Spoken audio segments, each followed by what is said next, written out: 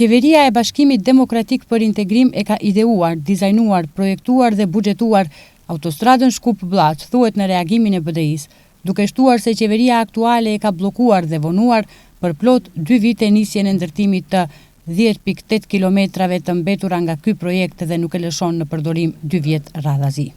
Qeveria e BDI-s gjithashtu e kreu projektimin me kompaninë amerikane Hill për vazhdimin e kësaj autostrade prej 10.8 kilometra deri te qarkoria e Shkupit dhe siguroi finansimin e saj nga Banka Evropiane për zhvillim dhe rindërtim. Gjithashtu qeveria BDI e shpalli thirrjen për ndërtim në të cilën aplikuan 11 kompani dhe qeveria aktuale e kishte për detyrë vetëm të përzgjedh realizuesin, por dhe këtë e vonuan për 2 vjet. Për 2 vjet gënyen se tokat në Maje të Malit Gjoja i kanë bler eksponentët të BDI-s, pastaj që do të bëjnë me 2 kursi, pastaj që do të ndryshojnë trasen, që më në fund të vinë prehrin e BDI-s dhe ta pranojnë që kanë gënyer.